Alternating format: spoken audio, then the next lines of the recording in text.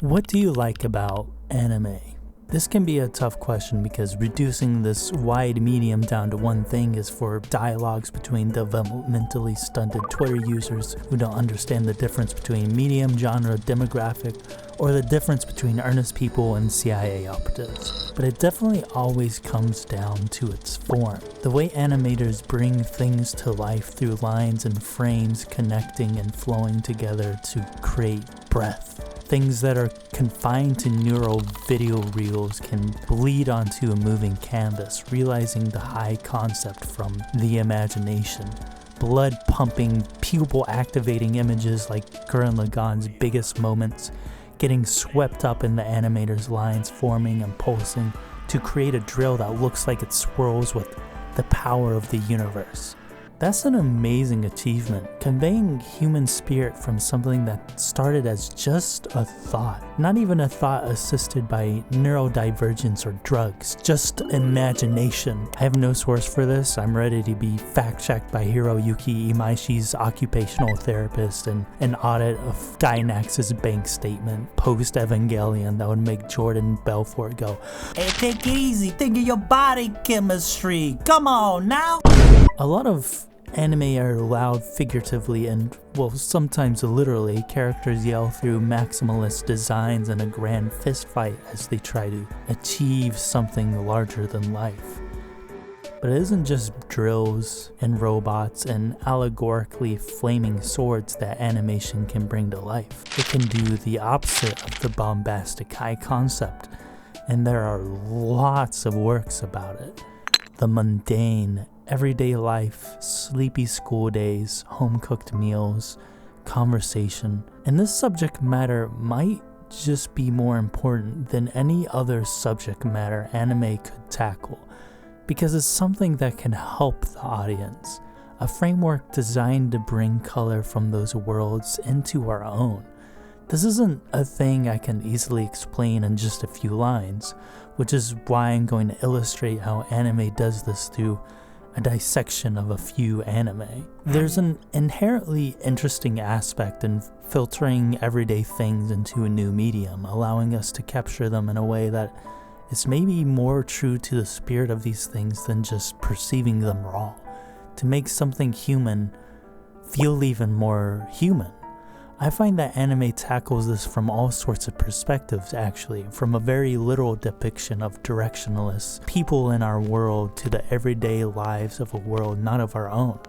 There's a vast spectrum of styles, settings, and voices that convey the weight of the everyday. Take, for example, Cowboy Bebop. It's not exactly doing what I'm saying every single beat of its runtime, but despite the high concept sci-fi setting, the main characters' lives are pretty mundane.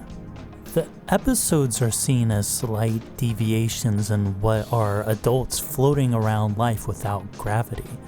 These missions hardly feel like they hold significant weight to the crew, often being rather uninteresting legwork. Scavenging for information by talking to one person to the next, with short splices of walk cycles in between each. On missions, the crew talk to each other like they just got stuck with the most ambidextrous friend in Desert Dash and Mario Party. It feels like each episode are burned out employees coming in for their 9-to-5 shift. The implied story between episodes most likely even more monotonous than what we see. We get glimpses of their everyday brushing teeth, preparing food, shower problems, clipping bonsai, but honestly, it's all mesmerizing, meditative even, and broken up with enough shenanigans. Like any of Ed's verbal stems that would have TikTokers frothing at the mouth in this day and age. Yeah, make me a recyclable soundbite, yeah! Or Faye nagging about something. There's something comforting about this stillness. Lots of shots lingering on just the right amount of stillness. Spike, the protagonist, embodies the vibe of the series, being a go-with-the-flow type of guy.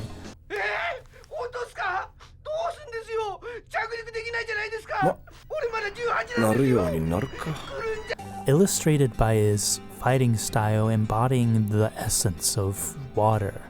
When something happens that affects this flow, like things that would be the most traumatizing thing in an average person's life due to someone dying in a way that feels like they're trying to intentionally sabotage your mental health, he always tries to get back on track by eating food, be it stir fry or biting into an apple.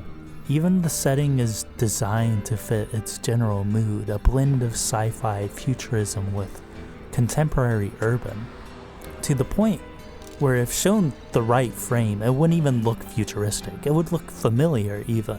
Streets, signs, objects, food, and most importantly, music.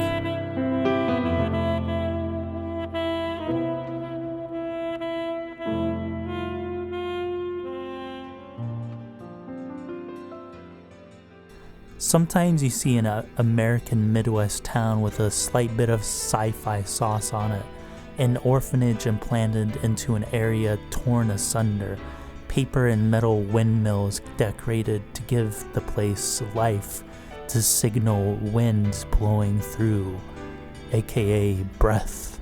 Ed going door to door in a Halloween outfit to be hit with the spectrum of American hospitality. Shotgun and misgendering is something that looks like it could be ripped out of any anime that takes place in the 90s. The soundtrack is made up of mostly jazz, which astutely describes the show in general. It's not something grandiose like an opera or boppy like a far-fetched version of something that would come from the future, but is actually just some 80s shit. It's jazz, diverse within itself with a strong sense of individuality from who it comes from. One of Cowboy Bebop's most popular episodes is them going back to ruined Earth to find the Betamax, out of a simple curiosity as to what is in this damn videotape. The climax of the episode is emotional, but not loudly emotional. It's emotional for how understated it is. It's a small, normal girl talking to herself through a camera from the past, with hope for the future, juxtaposed against the recent cynical images of Faye betting on races throughout the episode. That same very girl. It's these mundane vignettes that allow a connection to real emotions lying underneath as they begin to dribble out of us. This makes Cowboy Bebop's depiction of the mundane go from mesmerizing to impactful. The calm meditation of staring out on the sea, brushing teeth to the bitter contrast between a child and the person they really grew up to be.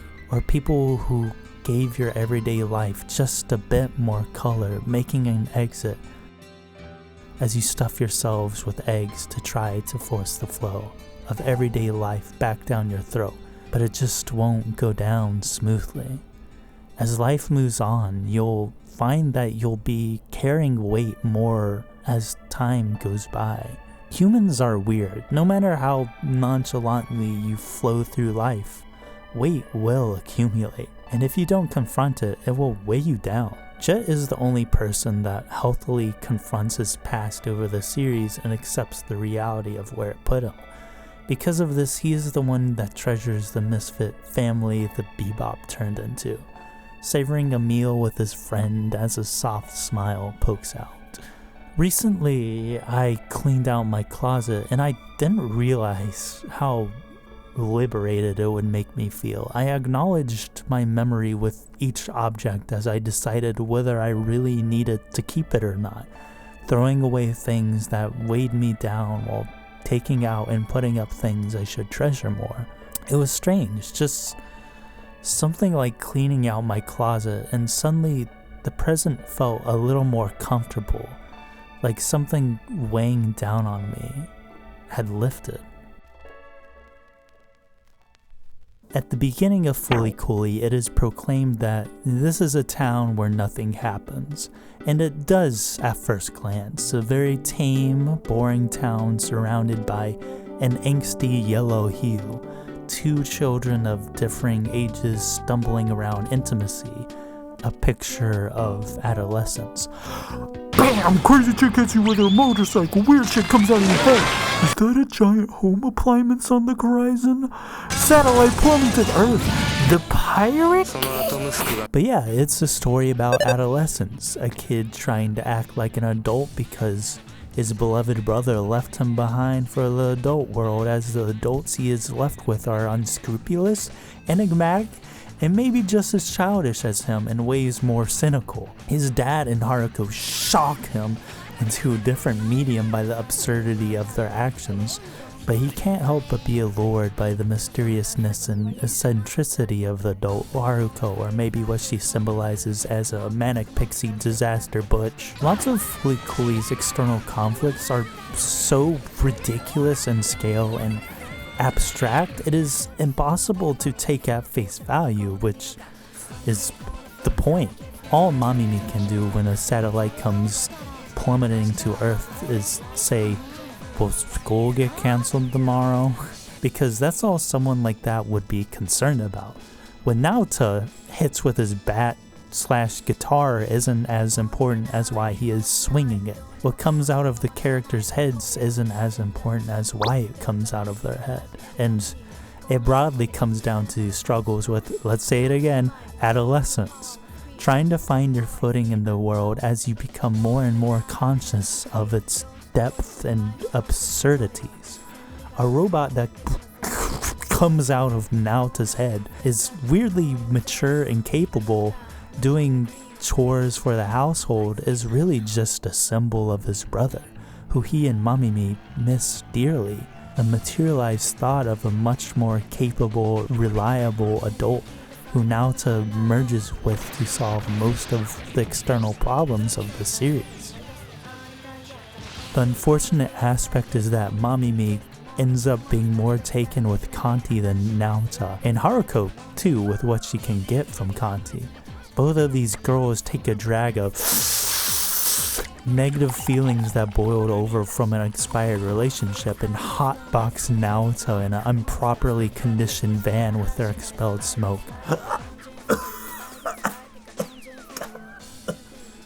Naota continues to say over and over, nothing interesting ever happens here, even when there is a robot being roomed inside his home, for two reasons, I feel. Because really it isn't anything extraordinary, it's just an exaggerated form of ordinary problems. And also he could just be trying to view it through his adult facade where any fantasy is numb to him, rejecting the beauty that comes with the everyday. Like his foil Eri Ninamori, who tries to act more adult like Naota, but ends up being more aware of reality than him sooner than him.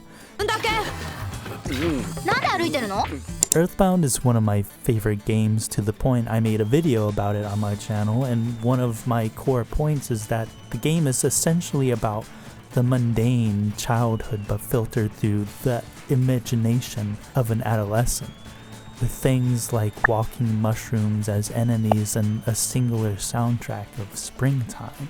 Fully Coolie to me is basically an anime Earthbound in this way, a tumultuous adolescence filtered through an insane frenetic imagination, but broken up with glimpses of life as this subtly shimmering thing accompanied by a soundtrack from the Pillows,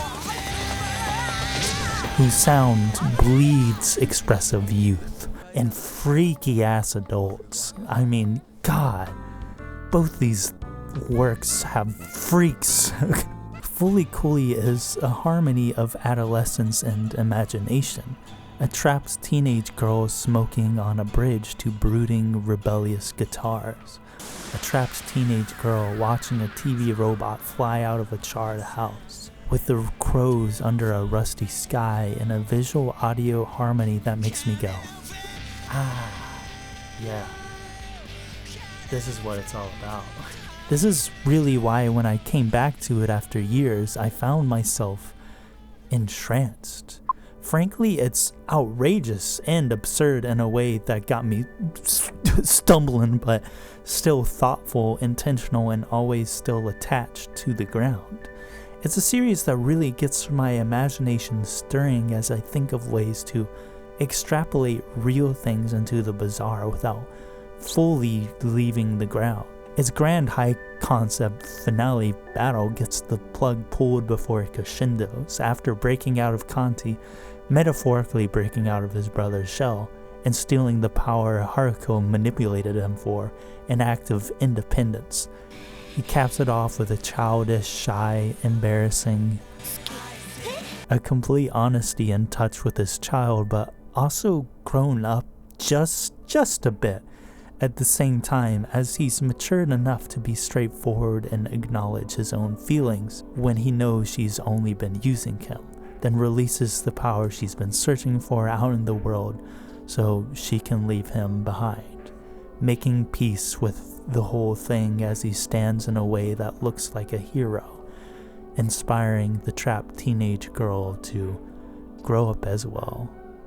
When Haruko, who shakes up Naota's world by stirring up all kinds of hormones, causing the frenetic symbols of turbulent youth, when she leaves, he's back to a town where definitely nothing happens as he embraces being a kid that will face the everyday problems that come with it, but with a slight strum of a guitar string. I actually connect with Fully Cooley more as I get older than when I watched it the first time. Not out of a nostalgic ache to go back to those days of adolescence, because I don't even think the series wants you to think that as much as it acknowledges how restricting childhood is, but for crystallizing those sparkling shards that are seen as virtues of adolescence. It tints the world with crazy, fun humor, melancholic wonder, and exciting obtuseness, like it's Aries' transparent toy gun she holds up to the light, the water within transformed into liquid emerald. I feel like I can view the world through that, because that's what its creators of working adults have done. It has the thoughtfulness of a wisdom accumulated through age, yet childish creativity, because both of these things can exist at once. Sousou no Frieren is a fantasy. Elves, dragons, demons, heroes, magic, names created with help from Google Translate.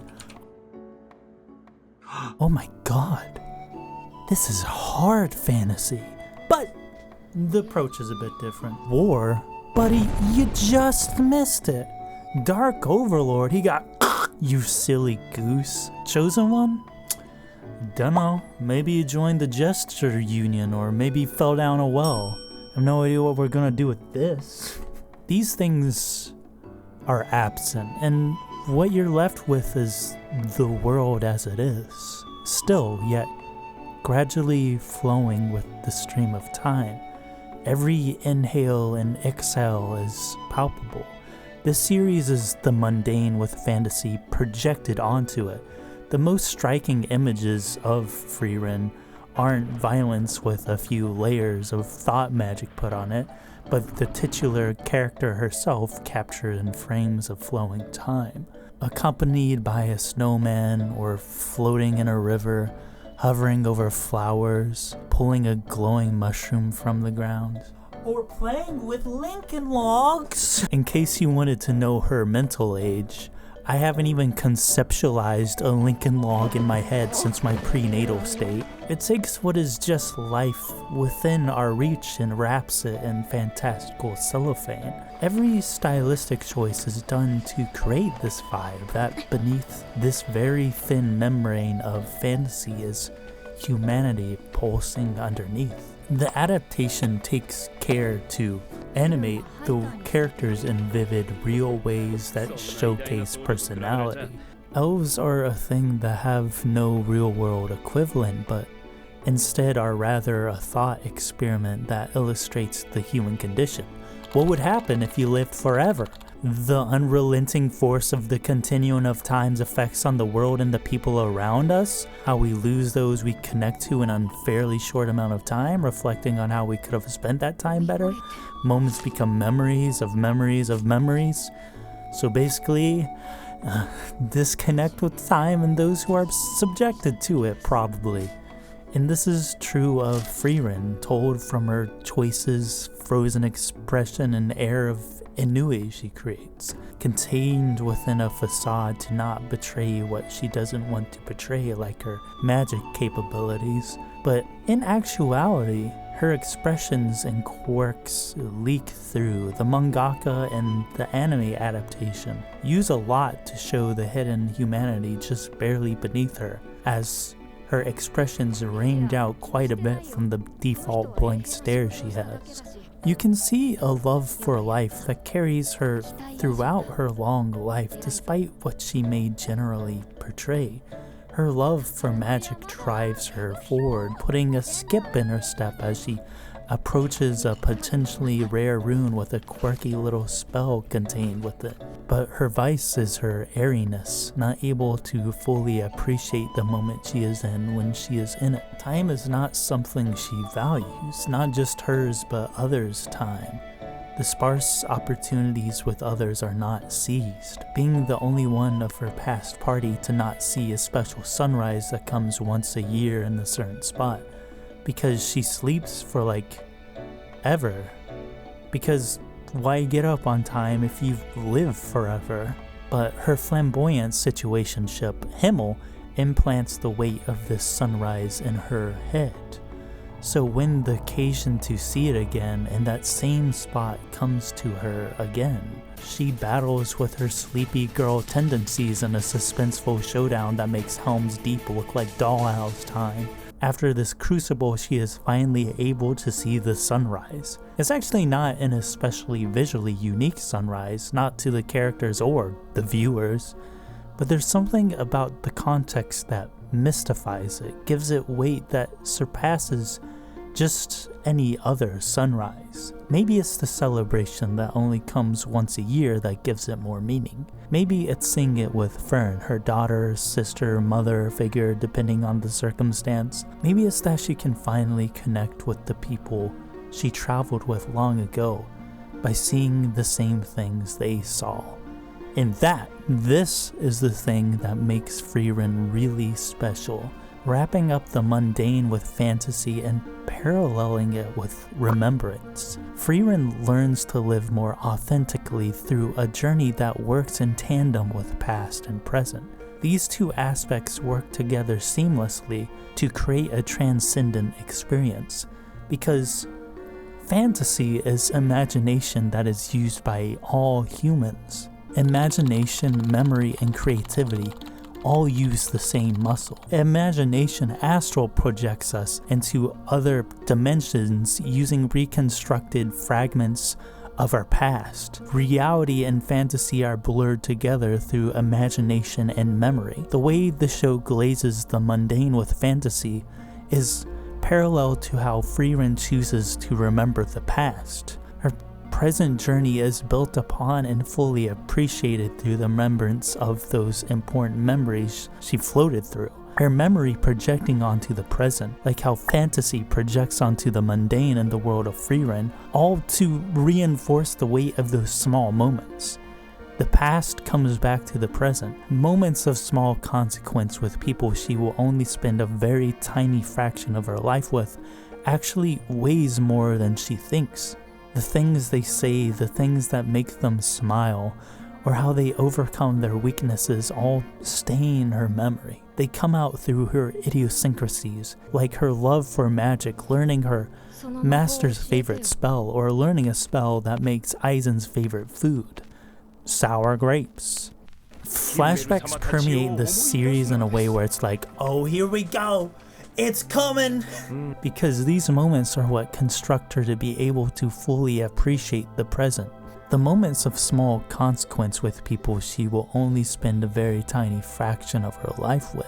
These little moments where people's souls leak out and she unknowingly soaks it up until she becomes filled with all these people she cared for. Through this approach, the story becomes filled to the brim with all these little moments that sprinkle sentiments all over that give weight to life, like everything has meaning. These are important, and it makes the story's direction of the reaction of the main characters to the higher stakes, more action-packed sequences, really great.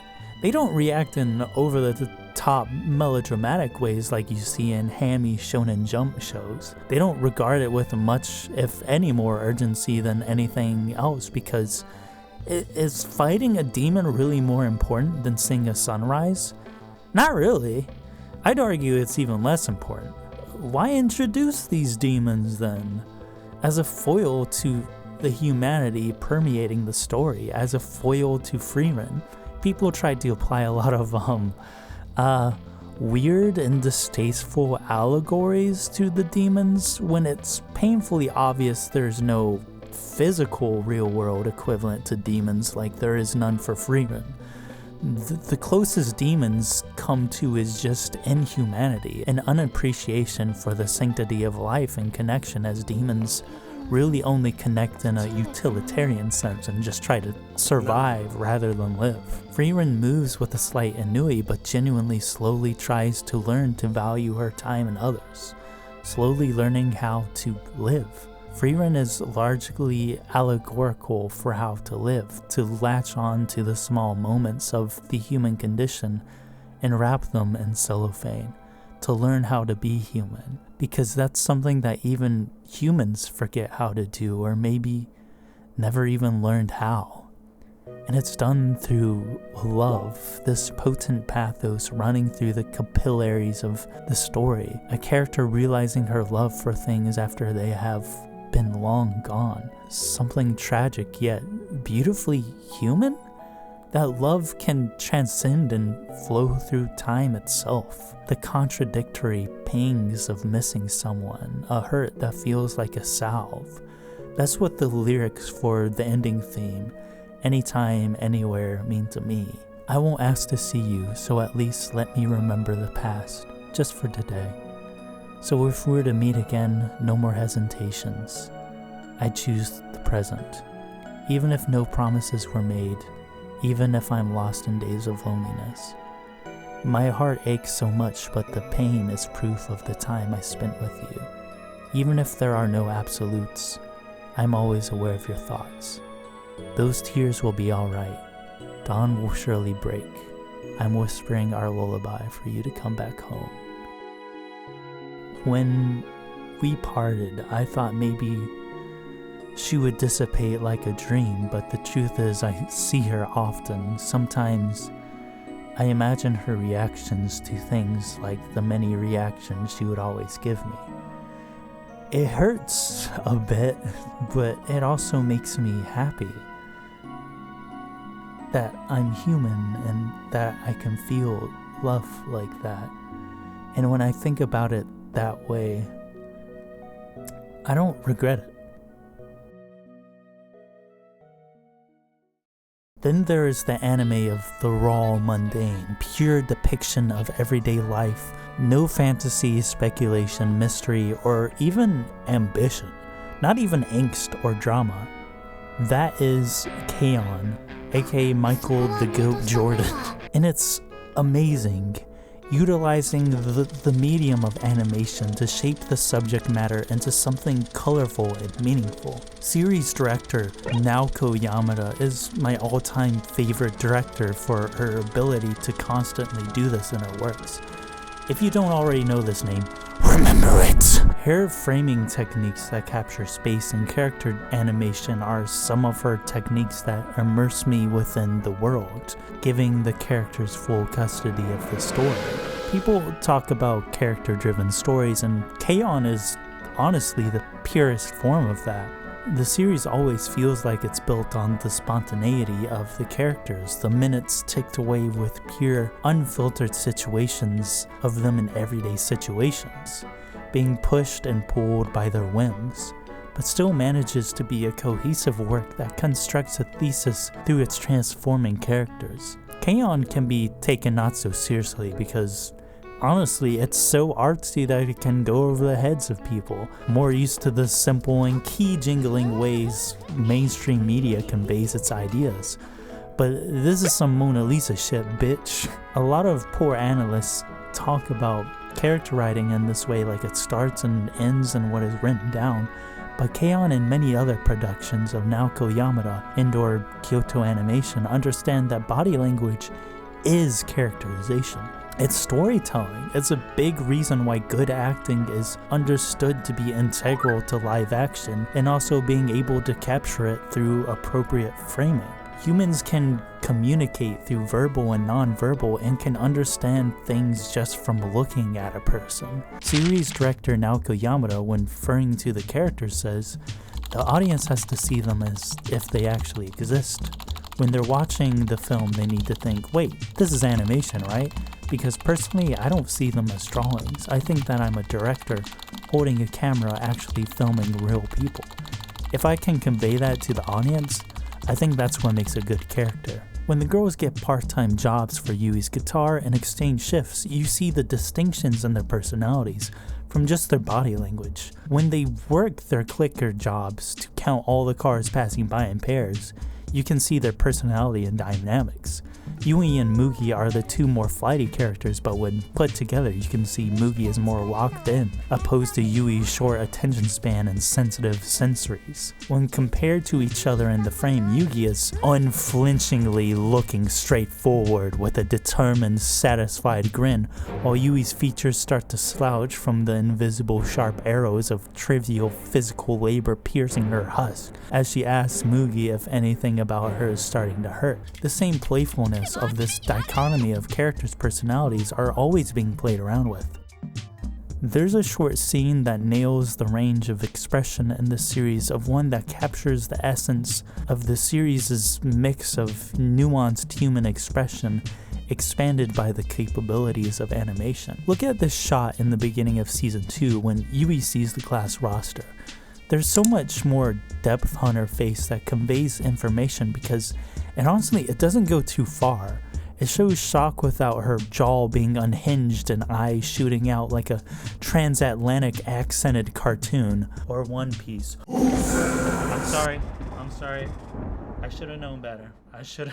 Instead, her mouth is slightly ajar, brows furrowed to crease the top of her eyes, sweat showing her physical discomfort and a slight blush to show a hint of excitement, before her face forms into dumb determination that suits the weight of the trivial mission she is on, like Paul Revere was sent on a midnight snack run instead. Don't forget the Twinkies, Paul. Then her dumbass falls down, and that's when her round character design morphs into an exaggerated blob to cry from falling over to fit how ridiculous this reaction and situation is. Shots linger on all the girls in frame sleeping, letting their reactions come out from their interactions. Ritsu makes random comments that each girl reacts to differently. Mio is not having any of that clownery. Yui digs deeper into a blanket to suppress her laugh. Mugi laughs heartily into a snort, turning Yui's face into a shocked blob as Ritsu's head turns realistically to look at Mugi. Energy being put into scenarios like these feels refreshing, like the ennui is being slapped out of me by Chris Rock's mom. See, I'm actually a person who is pretty introverted, meaning I spend a lot of time by myself, but I'm also outgoing and pretty confident at the same time. So I meet people decently often, and sometimes I meet people I just gravitate towards. And these are people who noticeably have a lot of life within them. Like, they have unique reactions to things I hardly even notice anymore. I know a person who, like, everything is their own personal battle. Like, they've walked to the car and it's like, like, they have reactions to everything.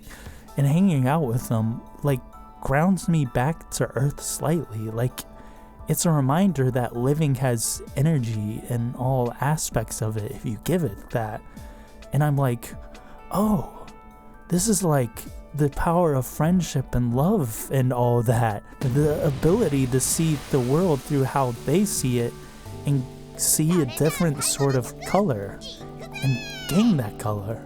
And the characters of Keion do exactly that. There's an episode where Mio, the straighter character of the founding members, is stuck on what exactly they are doing, if they aren't taking being in a band seriously and improving. Then she sees Yui play guitar to fireworks, engulfing color at the strum of her sound. But the most charming thing in that image is Yui's smile, like her joy itself is oxidizing into crackling sparks. That image helps Mio to see through her eyes, causing a positive perspective shift. It's that energy that causes the characters to sort of relax into what they are and embrace the spontaneous moment. To condense down the heart of the series in a way that is palatable for a video not primarily focused on the show is to understand two primary characters, Yui and Azusa. Azusa is introduced about halfway through the first season and is an interesting contradiction and foil.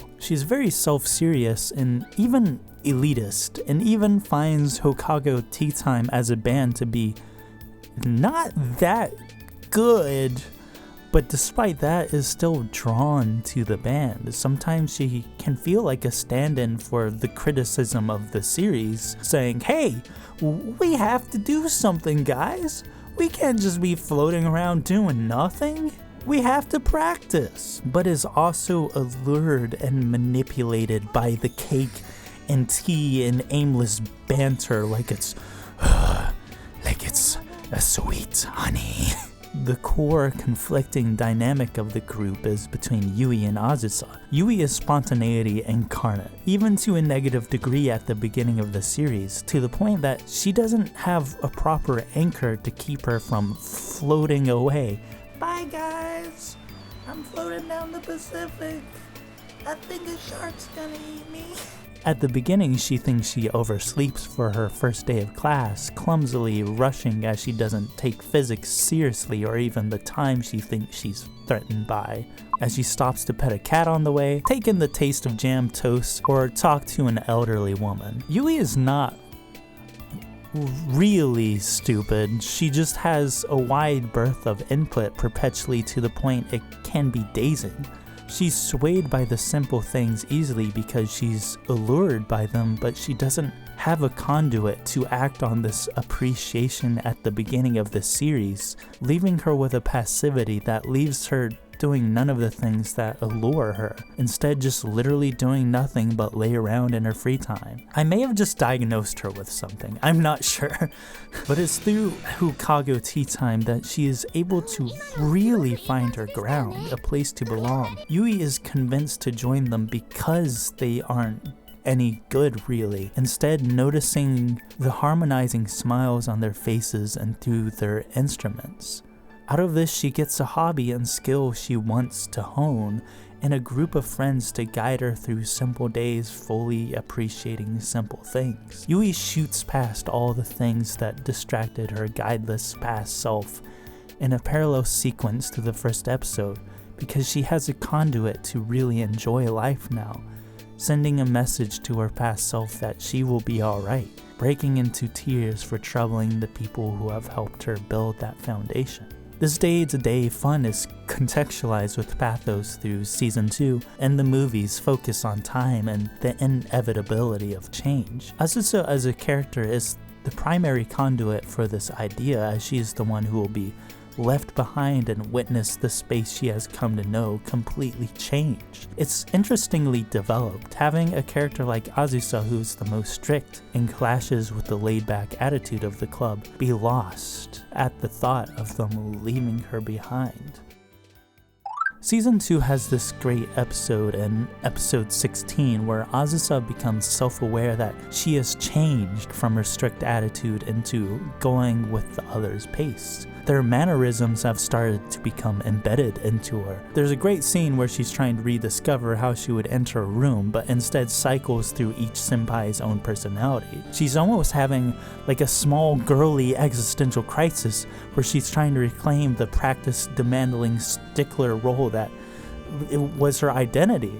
But when she's unconsciously mimicking them or getting swept up by their perpetual trivial side quests, she looks illuminated, like she's been passed on these little fragments of happiness from the others, and it's built her into who she is now. Like, that is just who Azusa is now.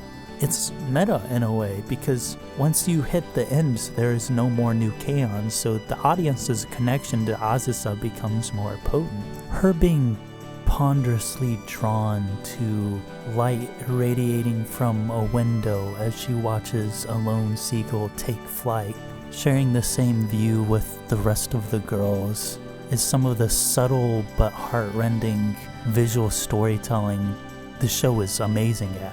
She was there to always try to make them progress, to enhance the musical performance of the band. And once the girls graduate, it's not the band, the idea of the band, that she doesn't want to let go, but the people.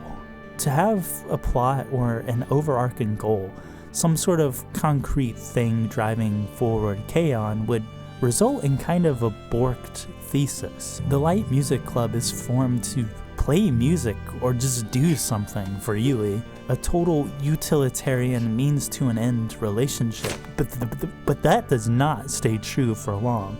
The K-On! Goes to their club room not to practice but to spend time together. That atmosphere is even what attracts the unscrupulous, concerned about her image Sawako to the club room to unwind and be herself. K-On! Is about friendship, a relationship that we desire that has no purpose beyond itself. If people associate with each other for what they can get out of one another, that's not friendship. People ultimately choose to do things together, to continuously choose to be around each other for no purpose beyond that, for no other reason than it is natural to want to share experiences, to understand one another, to share joy with one another, to express and reveal oneself to one another with the people you love. It's why when the club, as it is, reaches its end, the girls' connections still thrive, holding on to it no matter how much change comes. From their decision to stick together to starting to create songs of their appreciation for the ones close to them, the viewer's connection to the series doesn't have to end similar to that. Not even by just reliving the memories through rewatches, but adopting the philosophy of the series into your life. View your life in the same color the girls do. Extend the mundane into the ridiculous. Appreciate every little snack. Appreciate the breadth of your friends' personalities, and have something that grounds you enough to be able to take in all of these things. Life can be fun. Life can always be meaningful. Similarly to the K-On! Steins Gate's Future Gadget Lab was made for an explicit purpose written into its title. They're there to make some Luigi's Mansion egad shit. Like, these groups have that pretext but end up not serving that purpose. Like, Steins Gate is this stressful, mysterious thriller, but its pathos comes from its depiction of everyday life.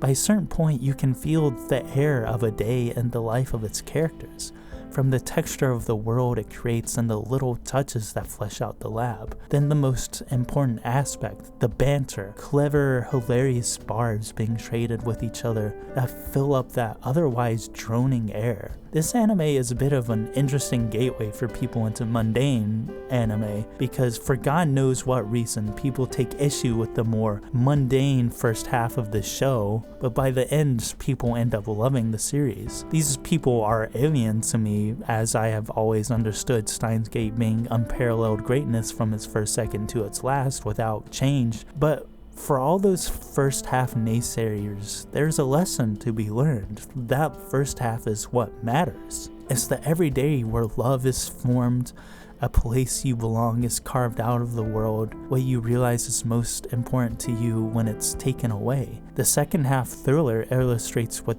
the days of the lab in the first half meant. A cold snow day tucked away with another person doing nothing together. The memory has frosted over in a blurry glaze like the windows on that day, but the feeling still lingers in your chest.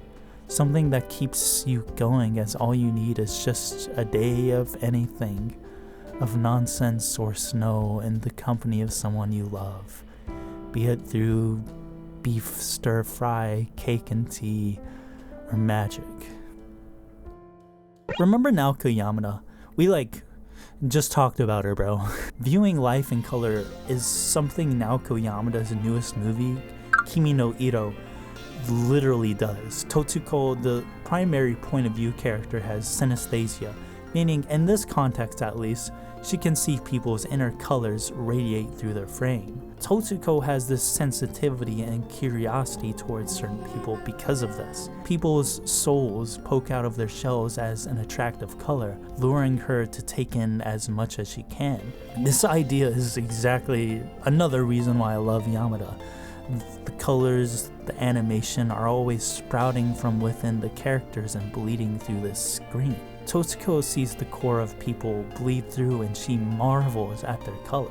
The characters of the movie hardly ever voice their actual thoughts, either keeping them private or lying to the people around them, but Totsuko leads them to unravel by being earnestly swayed by the soul she sees in them.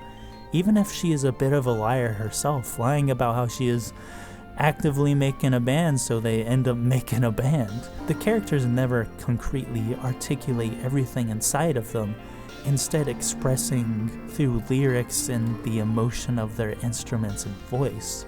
The color Totsuko sees in them leaks out through those things. That self-expression that these teens have been struggling with lead to self-acceptance, as Totsuko herself isn't able to realize her own color until the movie's final act. Synesthesia is a real thing, but in this movie it is also allegorical.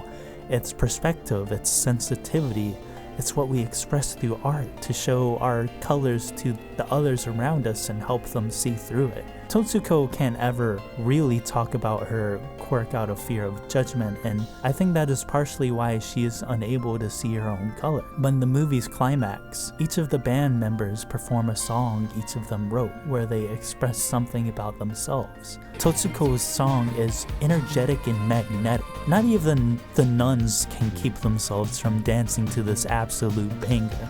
It's like Totsuko's personality is being expelled through the air as vapor and fills the lungs of everyone listening. Then in an abstract dance sequence, Totsuko is able to see her own color for the first time. Red, vitality and love, which she has spades of and shares with that audience. Art isn't an escape from the real world, it's a perspective changer. 我看到了，你也看不到啊！我怎么知道你在看什么呢？你问的问题百不都没想过，可是我们不是有照相机吗？ Numerous characters in these anime are able to view the world through a different lens because of the connections they make with people, perspectives blending into our own to give us a wider perspective. And that's what art is.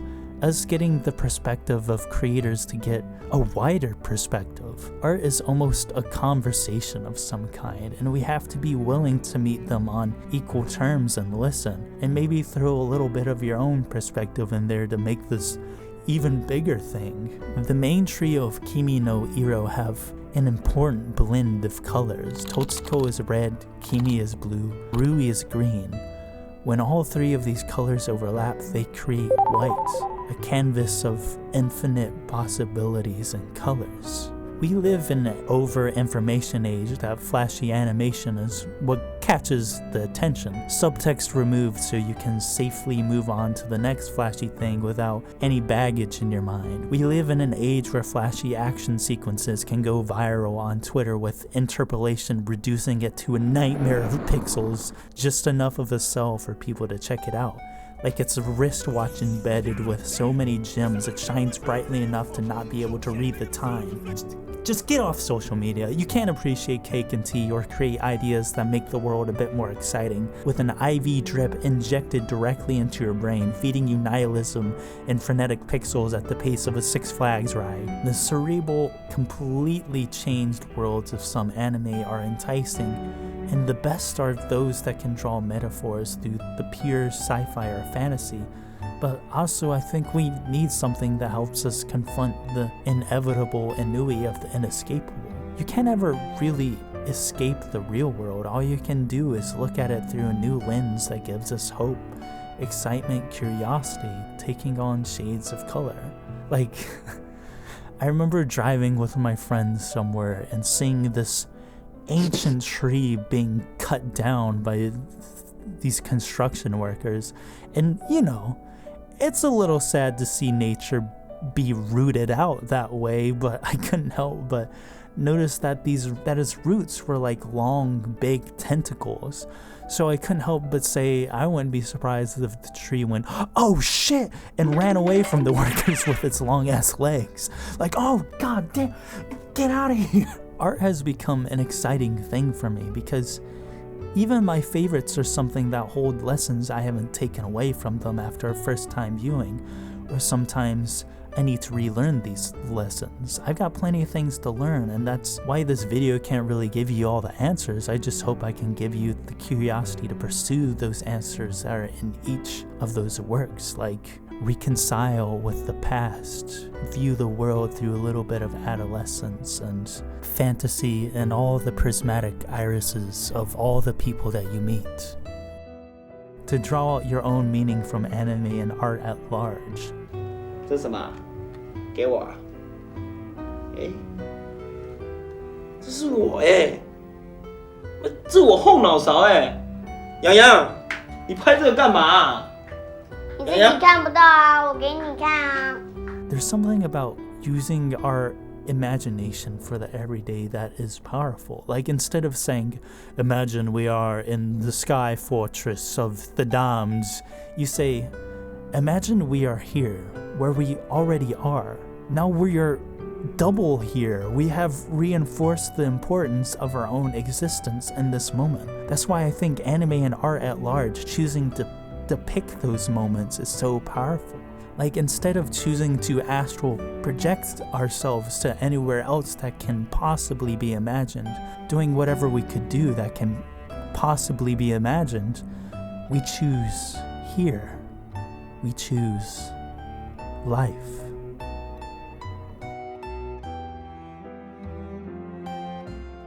Hey, if you've made it this far, that's amazing, thank you. I just wanted to say the Steins Gate bit in this video is kind of a sneak preview at a Steins Gate video I'm working on, actually. If you've liked this video and you have interest in that, keep an eye on that. And also I have a Hyoka video in the works, but I think the script for that needs a bit of tweaking. Anyways, I'm gonna go play more Clair Obscur and fill out more job applications. Bye!